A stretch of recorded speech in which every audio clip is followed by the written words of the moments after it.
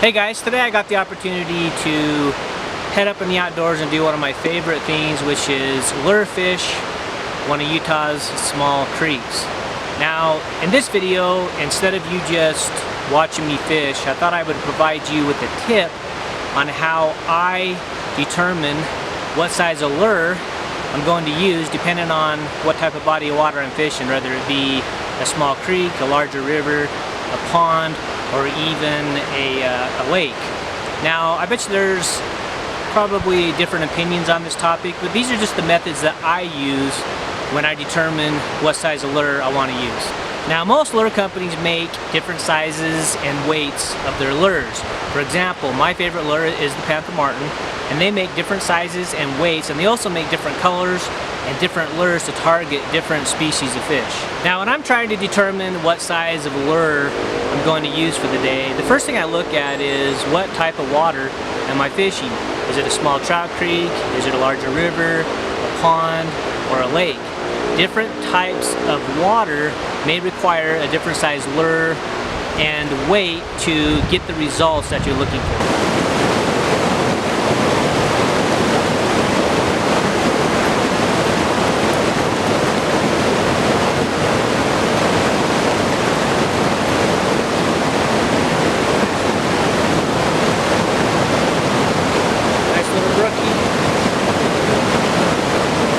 Now, if you're fishing a trout creek like I am today, one of the first things I look at when choosing a lure size is how deep is the creek, how strong is the current, and also what size of fish does this particular body of water generally hold. Now, another thing I look at is what time of year do I plan on fishing a particular body of water.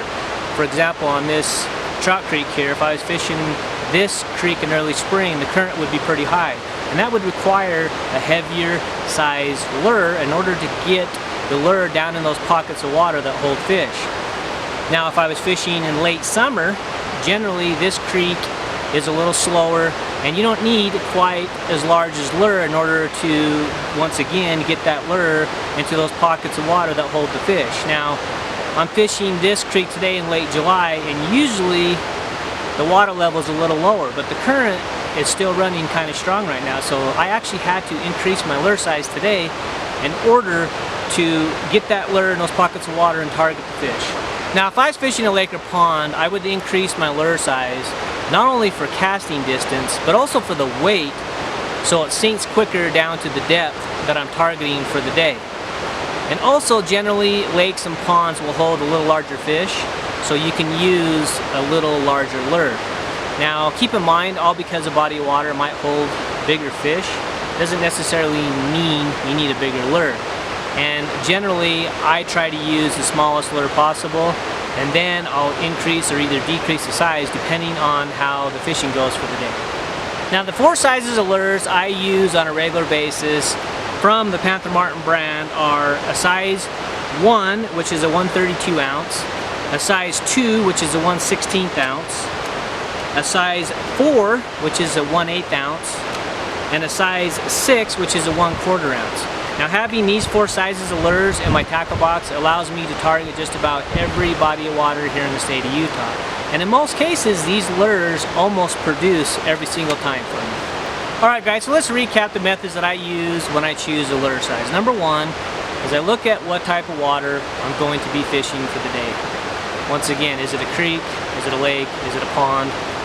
Now, also look at how big a fish does this particular water hold.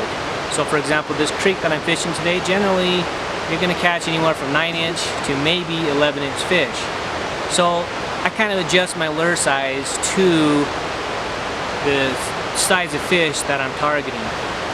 Now, number 3, always look at what time of year you're going to fish a particular body of water.